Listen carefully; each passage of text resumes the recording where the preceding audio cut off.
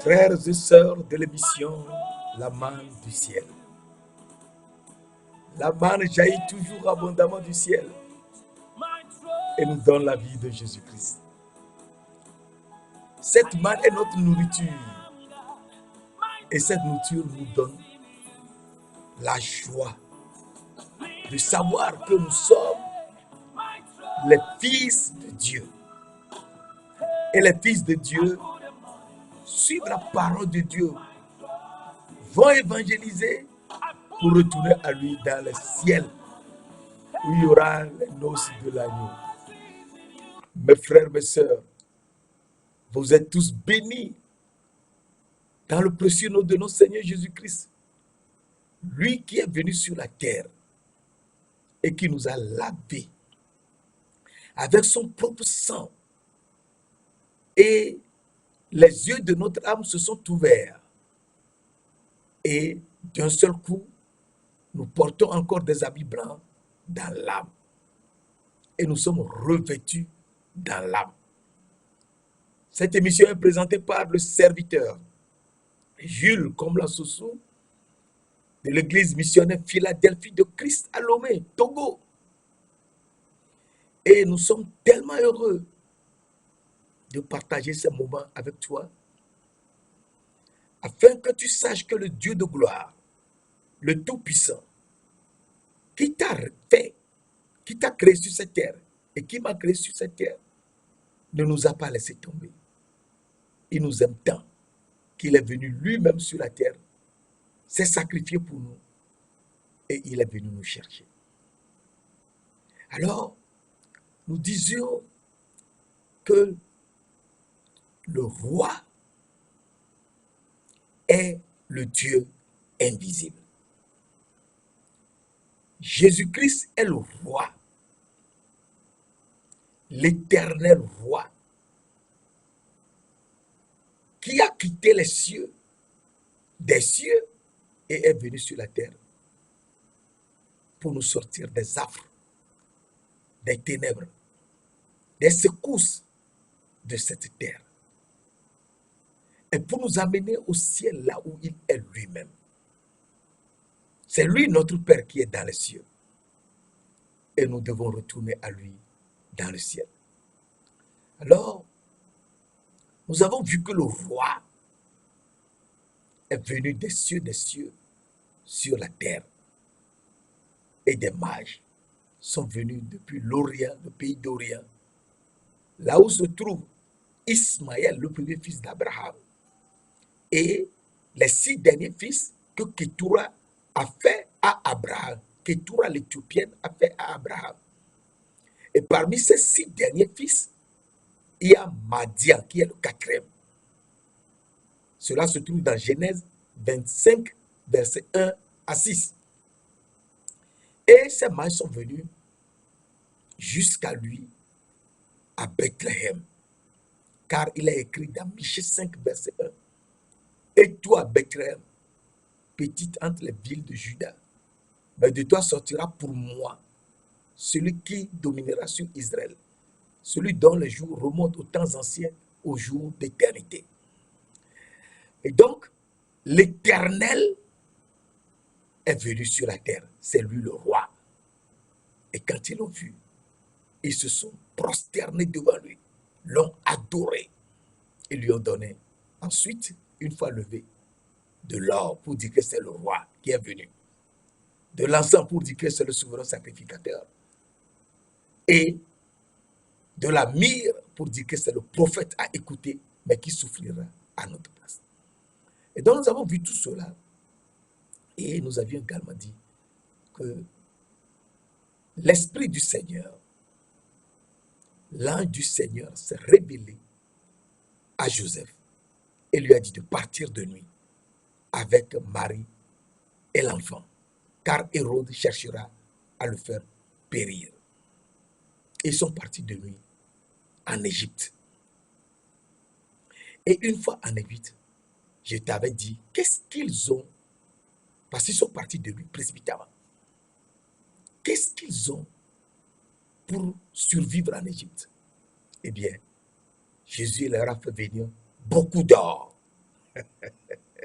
beaucoup d'encens et beaucoup de miel. Alors, ils vendaient l'or pur, la qualité supérieure de l'encens pour les prêtres de Pharaon, de l'or et de la myrrhe. Mes frères, mes sœurs, je voudrais te dire seulement que le Seigneur Dieu de gloire, le Tout-Puissant, sait tout avant que cela n'arrive. Donc il faut que tu te calmes, car il sait ce qu'il va te faire. Il sait ce qu'il veut me faire également pour que nous retournions à lui dans les cieux. Et donc nous avons vu que ce roi est invisible. C'est lui le Dieu invisible. Et je t'avais lu dans Jean 10, verset 30, Jésus a dit, moi et le Père, nous sommes un. Un. Donc c'est lui le Père et le Père c'est lui. Alors les Juifs ont voulu le lapider. Mais comment lui peut dire qu'il est un avec Dieu, le Père? Donc il dit que c'est lui le Père. Oui, c'est lui le Père. Et les Juifs n'ont jamais compris que c'est Jésus, lui qui est le Dieu du Père, le Messie. Et Jésus leur a dit, si celui que le Père a sanctifié et envoyé dans le monde, vous lui dites tu blasphèmes, et cela parce que j'ai dit, je suis le Fils de Dieu. Donc le Fils de Dieu est un avec le Père. Comment est le Fils de Dieu est un avec le Père? Car Hébreux 7, verset 3 nous a dit, il est sans père, sans mère. Il n'a pas de père. Jésus n'a pas de père. Il n'a pas de mère. Il est sans généalogie. Il n'a ni commencement de jour, ni fin de vie. Mais il est rendu semblable au Fils de Dieu. Donc, nous comprenons que le Fils de Dieu n'a ni père ni mère. Il est sans généalogie. Il n'a ni commencement de jour, ni fin de vie. Donc, à partir de ces faits, nous devons nous réveiller et suivre la parole de Dieu. La parole de Dieu, c'est ça qui nous sauve. Sans cette parole, nous sommes perdus, mes frères, mes sœurs. La parole de Dieu, c'est ça la nourriture de notre âme. Les gens peuvent se moquer de toi, peuvent te trouver le nigo de tout le monde, peuvent te trouver même le plus petit de tout le monde. Mais ils ne savent pas que c'est parce que tu as la parole de Dieu que tu as changé. Mais reste et aime-les comme Dieu te l'a montré, en leur pardonnant leurs offenses. Car c'est en pardonnant aux autres leurs offenses que Dieu nous pardonne nous aussi nos offenses. Et c'est très important. Et donc, Jésus a montré quelque chose. Il a dit aux Juifs qui étaient avec lui, reconnaissez que le Père est en moi et que je suis dans le Père. Alors, les Juifs ont pris des pierres pour le lapider. Et Jésus s'échappa de leurs mains.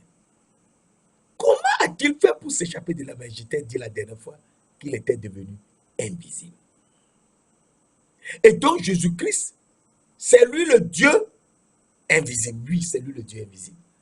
Et nous avons lu dans 1 Timothée, et c'est très important, dans 1 Timothée 1, verset 16-17, j'ai obtenu miséricorde afin que Jésus-Christ fit voir en moi le premier toute sa longanimité, pour que je servisse d'exemple à ceux qui croiraient en lui pour la vie éternelle. 1 Timothée 1, verset 17, enfin. Au roi des siècles, c'est lui le roi des siècles. Seul le roi, au roi des siècles. C'est lui le roi des siècles, le seul. Immortel, il ne meurt jamais. Il est venu sur la terre, il a rendu son esprit à Dieu, il était mort sur la croix, c'était pour nous laver.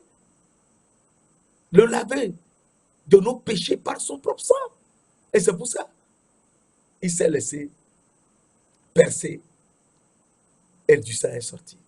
Un soldat lui a percé le côté et du sang est sorti. C'est ce que Zacharie 12, verset 10 nous a dit. Et donc, au roi des siècles, immortel, invisible, seul Dieu, soit honneur, gloire, puissance et tout.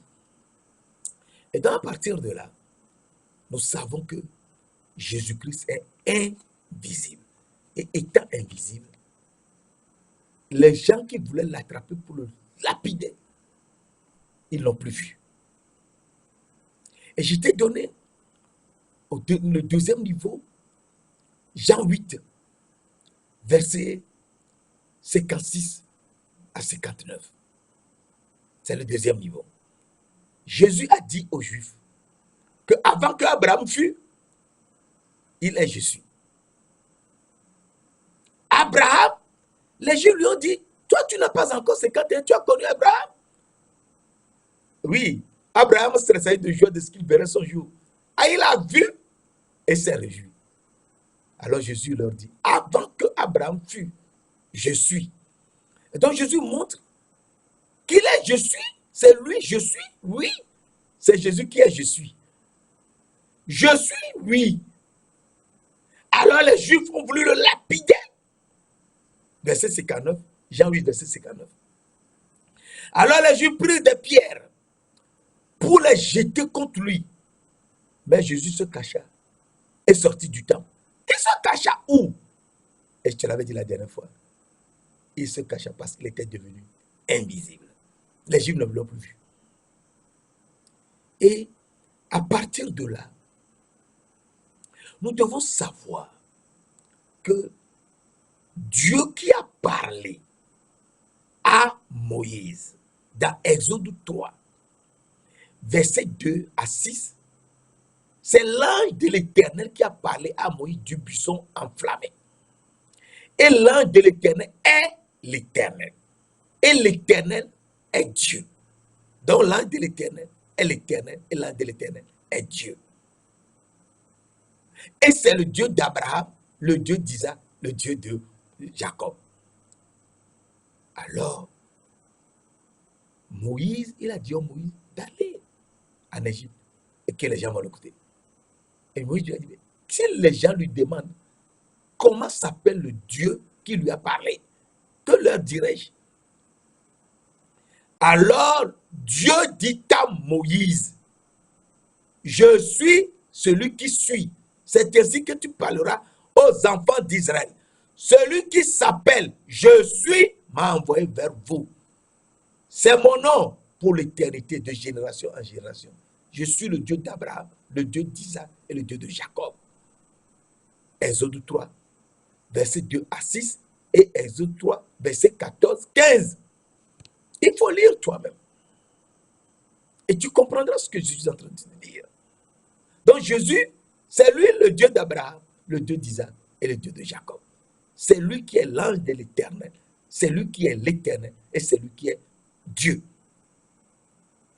Il ne faut pas oublier que Ésaïe a eu la révélation que la jeune fille qui devait devenir enceinte, la jeune fille, vierge, deviendra enceinte. Et elle enfantera un fils, on lui donnera le nom d'Emmanuel. Et dans Ésaïe 9, verset 5, la jeune fille, elle a enfanté un fils. Et un enfant nous est né, un fils nous est donné. La domination reposera sur son épaule. On l'appellera admirable, conseiller, Dieu puissant. L'enfant qui est né, on l'appellera Dieu puissant. Père éternel, prince de la paix. Donc l'enfant qui est né est le Père éternel, oui, il est le Père éternel. C'est lui le Dieu puissant, oui, il est Dieu puissant, le Dieu puissant. Donc c'est lui Dieu. Et c'est lui je suis. Alors, et les Juifs ont voulu lapider Jésus, mais il est devenu invisible. Et donc il faut qu'on sache que les Juifs n'arrivent pas à comprendre Jésus. Il faut qu'on sache que Dieu de gloire, le Tout-Puissant, le Seigneur Dieu, qui est le Tout-Puissant, qui était, qui est et qui vient, c'est lui Jésus-Christ. Car Jésus est le même hier, aujourd'hui et éternellement. C'est lui Dieu. Hébreu 13, verset 8. Et il se manifeste encore à nous dans Jude 25.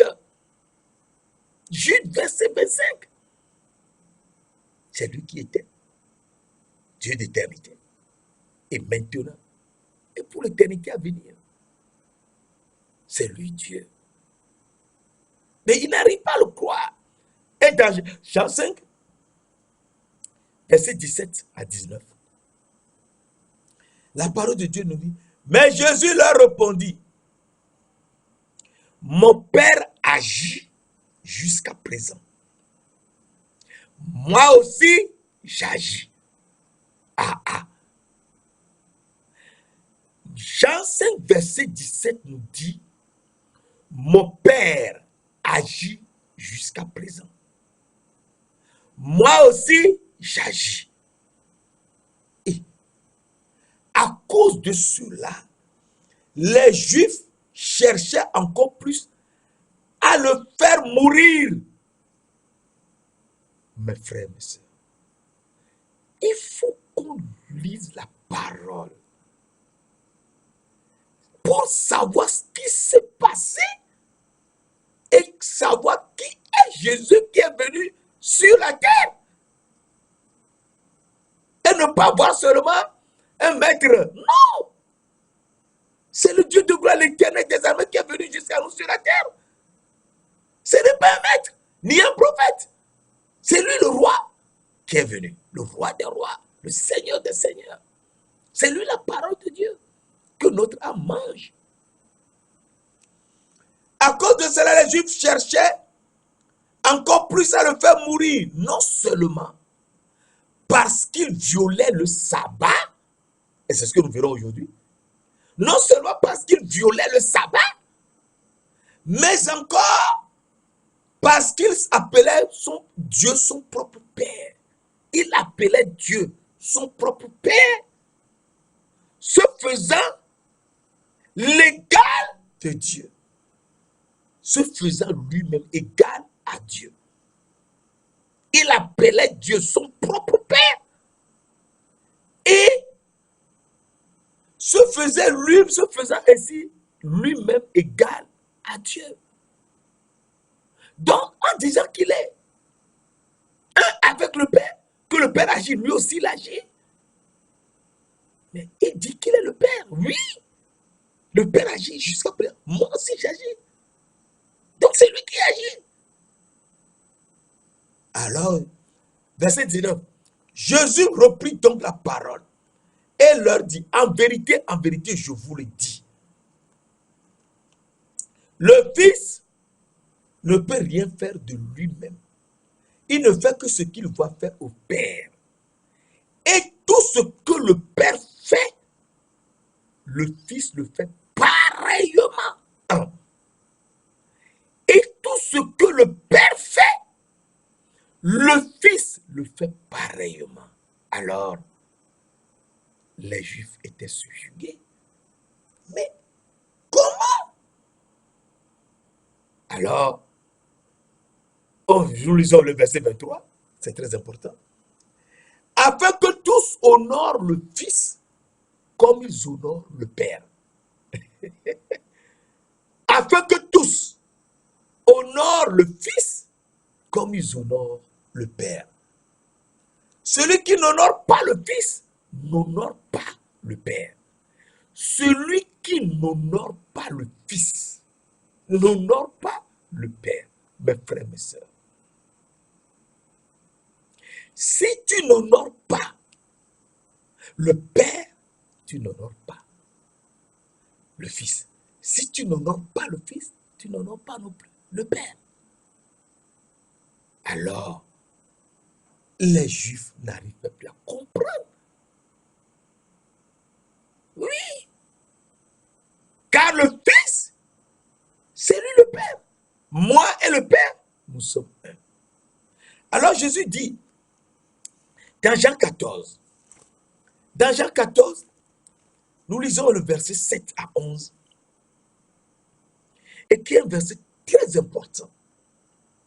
que je voudrais partager avec toi. Avant que nous n'entamions le cas du sabbat, pour lequel les Juifs ont cherché à faire mourir Jésus, et qu'il était devenu invisible devant eux. Et ils savent que c'est Dieu seul qui est invisible. Mais cela ne les a pas réveillés. Ils trouvent que Jésus n'est qu'un simple maître. Mais ils ne voient pas que c'est lui, le roi, l'éternel Dieu, l'éternel des armées, le Tout-Puissant, le Père éternel. Ils n'arrivent pas à le voir. Donc, mon frère, ma soeur, il faut que toi, tu comprennes. Que tu comprends que c'est Jésus qui est Dieu le Père, qu'il est un avec le Père et qu'il sera un avec toi. Parce qu'il est notre époux. C'est très important. Tout ce que nous faisons, toute l'étude que nous faisons, c'est de comprendre que Jésus-Christ est notre époux. Alors nous lisons dans Jean 14, verset 7. Si vous me connaissiez, c'est très important. Si vous me connaissiez, vous connaîtriez aussi le Père. Si vous me connaissiez, vous connaîtriez aussi le Père. Et dès maintenant, vous le connaissez et vous l'avez vu. C'est quoi ça? Si vous me connaissiez, donc avant la fondation du monde, vous connaîtriez le Père. Donc il faut le connaître avant la fondation du monde. Et avant la fondation du monde, il fallait être élu en Jésus-Christ. Et élu en Jésus-Christ, il faut être une âme vivante en Jésus-Christ, dans son âme, dans le sang de Jésus. Et tu es révélé avant la fondation du monde. Donc tu le connaîtras.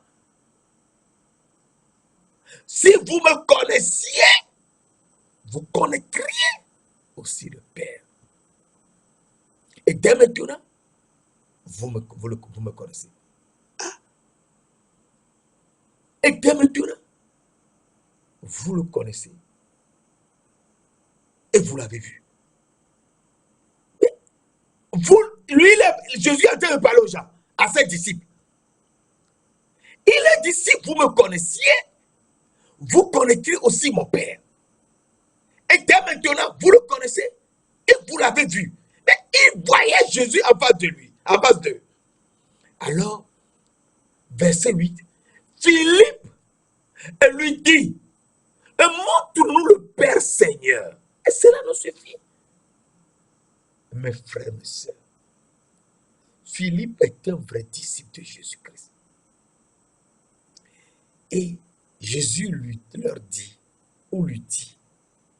si vous me connaissiez, il parle à eux tous, vous connaîtriez aussi mon Père. Et dès maintenant, vous le connaissez, vous l'avez vu. Philippe lui dit, montre-nous le Père là. Et cela nous suffit. Jésus dit à Philippe, verset 9, il y a si longtemps que je suis avec vous. Et tu ne m'as pas connu, Philippe. Celui qui m'a vu a vu le Père. Comment dis-tu, montre-nous le Père? Celui qui m'a vu, moi Jésus, a vu le Père. Comment dis-tu, montre-nous le Père? Nous sommes en train de lire dans Jean 14, verset 9. Jésus dit à Philippe, il y a si longtemps que je suis avec vous. Et tu ne m'as pas connu, Philippe. Celui qui m'a vu moi-même. Il a vu le Père. Comment dis-tu, montre-nous le Père? Verset 10. Ne crois-tu pas que je suis dans le Père et que le Père est à moi? C'est pas possible. Mes frères, mes sœurs, il faut qu'on suive les enseignements de Jésus-Christ pour qu'on soit réveillé. Pour qu'on sache qui il est, qui est venu nous sortir des ténèbres de la terre, qui on a tué sur la croix à notre place, et le suivre pour retourner à Dieu, le Père dans les cieux, et avoir la vie éternelle. Les paroles que je vous dis, je ne les dis pas de moi-même. Et le Père qui demeure en moi, c'est lui qui fait les œuvres. Verset 11. Croyez-moi. Et il est en train de parler donc à ses disciples. Croyez-moi. Je suis dans le Père et le Père est en moi. Alors cela nous rappelle deux versets fondamentaux. Cela nous rappelle Jean 1, verset 18. Dans Jean 1, verset 18, la parole de Dieu nous dit, personne n'a jamais vu le Père. Personne n'a jamais vu Dieu. Le Fils unique, le Fils unique qui est dans le sein du Père est celui qui l'a fait connaître. Je répète, Jean 1, verset 18. Personne n'a jamais vu Dieu. Tu peux raconter tout ce que tu veux. Personne n'a jamais vu Dieu. C'est clair, c'est net. Le Fils unique, donc c'est lui seul, unique, qui est dans le sein du Père, est celui qui l'a fait connaître. Alors, on est subjugué. Le Fils unique, oui, le Fils unique. Lui seul. Il n'y a pas de. C'est lui qui nous fait connaître. Alors, nous lisons dans Matthieu 11, verset 27. Toutes choses, quand Dieu dit tout, c'est tout. Toutes choses m'ont été données par mon Père. Et personne ne connaît le Fils si ce n'est le Père. Personne ne connaît le Fils si ce n'est le Père. Et personne non plus ne connaît le Père si ce n'est le Fils. Et celui à qui le Fils veut le révéler. Le Fils te révélera le Père. Et tu comprendras que le Fils c'est le Père. Et que le Père c'est le Fils. Alors, les Juifs n'arrivaient pas à comprendre. Non, ils ne pouvaient pas comprendre. Parce que ça dépassait leur entendement. Oui, c'est une révélation. Et cette révélation se trouve dans Amos. Je te montre ça dans Amos. Amos 3, verset 7. Il faut qu'on lise tout le temps ces versets pour nous réveiller. Amos 3, verset 7. Car le Seigneur, Dieu de gloire, le Tout-Puissant, car le Seigneur l'Éternel ne fait rien. L'Éternel ne fait rien sans avoir révélé son secret à ses serviteurs, les prophètes. Donc, la révélation dont a parlé Jésus, que toutes choses lui ont été données par son Père. Et personne ne connaît le Père, personne ne connaît le Fils, si ce n'est le Père. Et personne non plus ne connaît le Père, si c'est le Fils, et celui à qui le Fils veut le révéler. Et cette révélation, c'est le Père, le Seigneur Dieu, l'Éternel, ne fait rien sans avoir révélé son secret à ses serviteurs, les prophètes. Donc, si tu es serviteur, pour aller prêcher l'évangile partout, tu es serviteur, donc tu es prophète de Dieu. Et tu dis les paroles de Dieu, pas tes propres paroles. Les paroles de Dieu, ce que nous lisons dans la Bible. C'est ça la parole de Dieu. C'est ça tu es prophète. C'est ça tu es le serviteur de Dieu. La parole de Dieu, pas autre chose. Et donc, nous comprenons que Jésus, c'est lui qui est le Père. Et le Père, c'est lui, Jésus. Alors, il s'est révélé invisible le jour du sabbat aux Juifs pour leur montrer quelque chose d'extraordinaire. Et l'étude que nous voudrons faire maintenant est tellement importante qu'il faut suivre ça très attentivement. Car ce n'est que par cette étude que nous savons qui il est. Car Jésus, lorsqu'il était parti dans le désert, conduit par l'Esprit Saint, il a fait 40 jours et 48 de jeûne. Comme Moïse et Satan, le tentateur est venu pour le tenter. Sans si le tentateur s'est approché de Dieu, le tentateur a vu quelqu'un. Oui, Jésus brillait dans l'âme. Et le tentateur a vu. Mais qui est celui-là qui brille ainsi dans l'âme? Il ne le connaît pas. Oui, il ne le connaît pas. Le tentateur, Satan, le diable, il ne connaît pas Jésus. Parce qu'il a dit, si tu es fils de Dieu, ordonne que cette pierre devienne des pains. Non, Jésus n'est pas fils de Dieu. Jésus est le fils de Dieu. Le fils de Dieu. C'est ce qu'il lui-même a dit dans Jean 10, verset 36. Le fils de Dieu. Le fils, l'unique.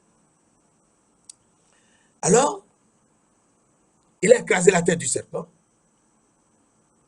et ayant quitté là, il est venu. Et il est venu en Galilée. Et la parole de Dieu nous dit, Jésus revêtu de la puissance de l'Esprit retourna en Galilée et sa renommée se répandit dans tout le pays d'alentour. Il enseignait dans les synagogues et il était glorifié par tous. Verset 16 ans. Alors, il se rendit à Nazareth, dans le village de ses parents, Marie et Joseph. Il se rendit à Nazareth, parce que lorsqu'ils ont quitté l'Égypte, à la mort d'Hérode, lorsque Achelaïus était roi d'Israël, ils sont venus, ils n'étaient plus partis à Bethléem, ils sont venus rester à Nazareth. C'est pour ça qu'on appelle Jésus de Nazareth. Et il se rendit à Nazareth, où il avait été élevé. Et selon sa coutume, il entra dans la synagogue le jour du sabbat. Il entra dans la synagogue le jour du sabbat. Il veut nous faire quelque chose. Et dans la synagogue, comme il faisait des tas de miracles et qu'il enseignait de manière extraordinaire, on lui remit le livre pour faire la lecture. Il se leva et on lui remit le livre du prophète Ésaïe. L'ayant déroulé, il trouva l'endroit où il était écrit. L'Esprit du Seigneur est sur moi. Mais dans Ésaïe 61, verset 1, on n'a pas écrit l'Esprit du Seigneur est sur moi. Non. Nous lisons Ésaïe. Parce que c'est très important. Cet aspect pour qu'on soit réveillé. Dans Ésaïe 61, verset 1, la parole de Dieu nous dit, l'Esprit du Seigneur, l'Éternel, est sur moi. Car l'Éternel m'a oint pour porter de bonnes nouvelles aux malheureux. Il m'a envoyé pour guérir ceux qui ont le cœur brisé, pour proclamer aux captifs la liberté. Dans Luc 4, versets 16, 17 et 18, dans le verset 18, Jésus nous dit, il prend le livre du prophète Ésaïe, et il dit, l'Esprit du Seigneur est sur moi. Il n'a plus parlé de l'Éternel. Tu ne trouveras nulle part dans le Nouveau Testament le mot l'Éternel. Jamais. Jamais l'Éternel, tu ne trouveras pas dans le Nouveau Testament. Hachem, tu ne trouveras pas ça dans le Nouveau Testament. L'Esprit du Seigneur est sur moi parce qu'il m'a oint. Alors que dans Ésaïe, nous avons vu car l'Éternel m'a oint. Donc il a dit parce qu'il m'a oint. Mais on lui a remis le livre d'Ésaïe. Donc ce qui est écrit dans Ésaïe, c'est ce qu'il doit lire. Mais il ne lit pas ça. Il transforme la Bible. Il fait comprendre aux gens que c'est lui-même l'Éternel qui est venu. Mes frères, mes sœurs, il faut qu'on soit réveillés. Dans le livre d'Ésaïe 61, verset 1, on a dit l'Esprit du Seigneur, l'Éternel est sur moi. Car l'Éternel m'a oint pour annoncer une bonne nouvelle aux pauvres. Lui, Jésus, prend le livre d'Ésaïe. Ce qui est écrit dans Ésaïe, c'est qu'il doit lire. Mais il prend le livre d'Ésaïe et il dit l'Esprit du Seigneur est sur moi. Parce qu'il m'a oint. Il n'a plus dit l'Éternel m'a oint. Parce qu'il m'a oint pour annoncer une bonne nouvelle aux pauvres. Il m'a envoyé pour guérir ceux qui ont le cœur brisé, pour proclamer aux captifs la délivrance et aux aveugles le recouvrement de la vue, pour renvoyer libres les opprimés, pour publier une année de grâce du Seigneur. Alors que dans Ésaïe, on a parlé d'une année de grâce. Je te lis. Pour publier une année de grâce de l'Éternel. Et un jour de vengeance de notre Dieu. Mais lui, en parlant, il a dit, pour renvoyer libre les opprimés et pour publier une année de grâce du Seigneur. Mais dans Ésaïe, on a mis pour publier une année de grâce de l'Éternel. Il ne parle plus de l'Éternel, il parle du Seigneur. Alors, ensuite, il roula le livre et il remit le livre au serviteur et s'assit. Tous ceux qui se trouvaient dans la synagogue avaient le regard fixé sur lui. Il a lu, mais il a transformé les phrases. Ce qui était écrit dans Ésaïe 61, il ne répète plus ça. Mes frères, c'est très important. Il ne répète plus cela, mais il dit que l'Esprit du Seigneur, l'Éternel, il ne parle plus de l'Éternel. Il parle du Seigneur. Il ne parle plus de l'Éternel. Et il dit, car il m'a oint. Alors qu'on a dans Ésaïe 61, on a dit, car l'Éternel m'a oint. C'est pas vrai. Et pour publier une année de grâce. Il a dit pour publier une année de grâce du Seigneur. Alors que dans Isaïe, on a dit pour publier une année de grâce de l'Éternel. Alors tout le monde le regarde. Mais qu'est-ce qu'il raconte? Il ne parle plus de l'Éternel. Il ne parle plus de Hachem.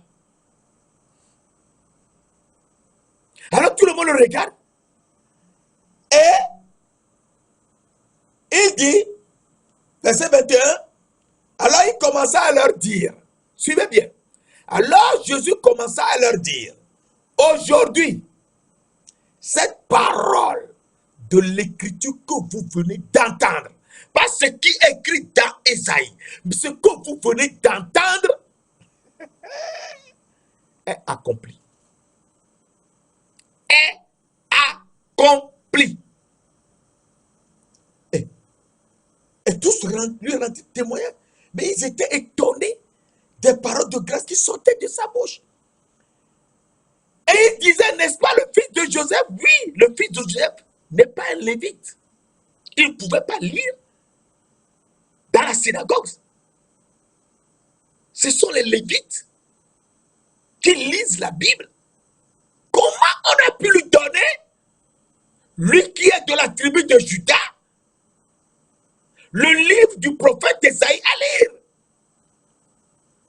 Mes frères, mes sœurs, Dieu de gloire, le Tout-Puissant, est venu jusqu'à nous sur la terre. Il faut qu'on le connaisse pour savoir ce qu'il est venu nous faire et qu'on change, qu'on le suive. Sinon, on est perdu. Je te dis la vérité. Alors, Jésus leur donne des exemples. Sans doute, vous m'appliquerez ce prophète, ce proverbe. Médecin, guéris-toi toi-même. Et vous me direz, faites ici, dans ta patrie, tout ce que tu nous as appris, que tu as fait à Capernaum. Les gens l'ont accepté dans la synagogue le jour du sabbat et lui ont remis le livre parce qu'ils ont entendu beaucoup de choses de lui, qu'il a fait des tas de miracles à Capernaum. Alors, Jésus leur a donné l'exemple d'Élie qui a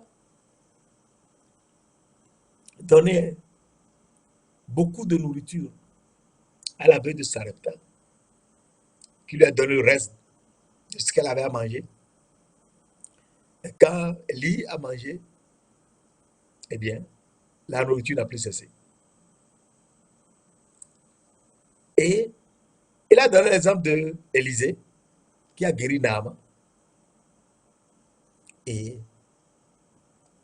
ils furent remplis, verset 28, ils furent tous remplis de colère dans la synagogue. Tous remplis de colère dans la synagogue. Donc tous ceux qui étaient dans la synagogue étaient tous remplis de colère. Et c'est très important. Et ils le menèrent jusqu'au sommet. Et lorsqu'ils entendirent ces choses, et s'étant levés, ils le chassèrent de la ville et le menèrent jusqu'au sommet de la montagne où était bâti, où leur ville était bâtie. Ils le menèrent jusqu'au sommet de la montagne où leur ville était bâtie, afin de le précipiter par terre pour qu'il meure. Mais, verset 30, mais Jésus passa au milieu d'eux et s'en alla. Mon frère, Jésus passa au milieu d'eux et s'en alla. Et ce n'est pas possible.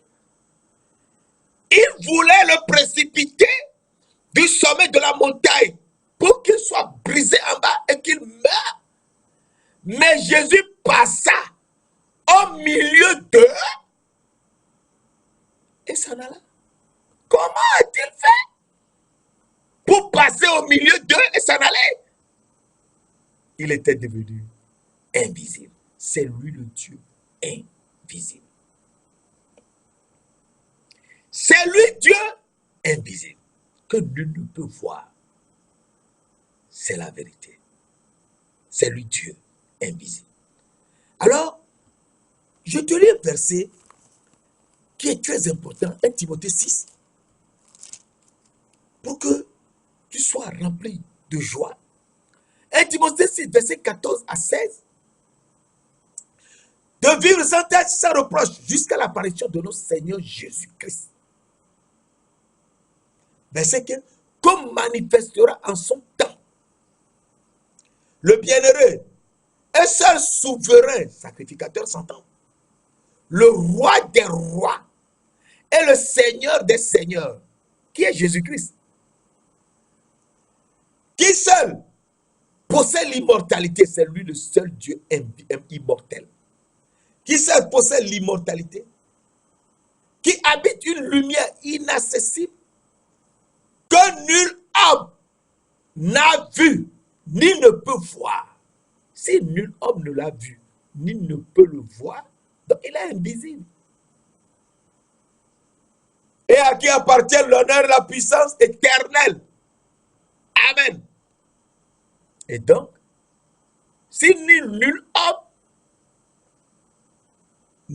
n'a vu, ne l'a vu, ni ne peut le voir, donc il est invisible.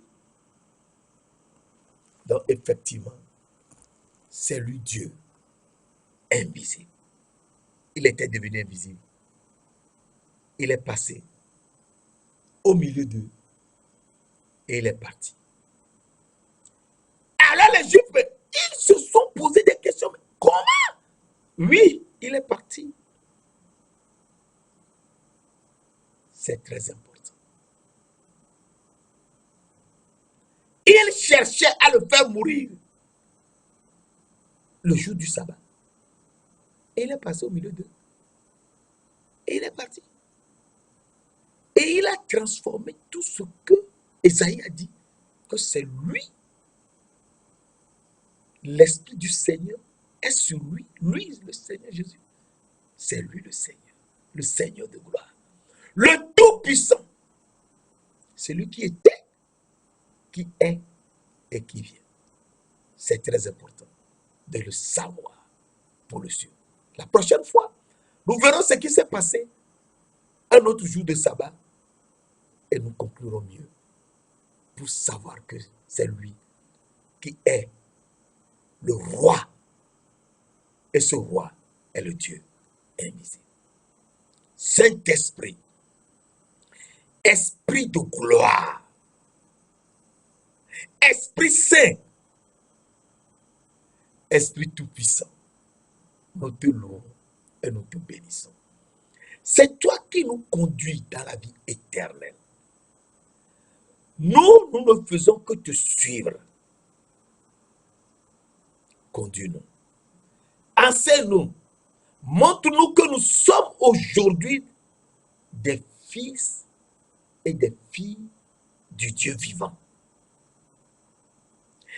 Que nous ne sommes pas seulement des fils de Dieu, mais nous sommes des fils du Dieu vivant. Conduis-nous, Saint-Esprit. Montre-nous le chemin et conduis-nous dans la vie éternelle. Merci d'ailleurs de l'avoir fait au nom précieux de notre Seigneur Jésus-Christ de Nazareth. Amen.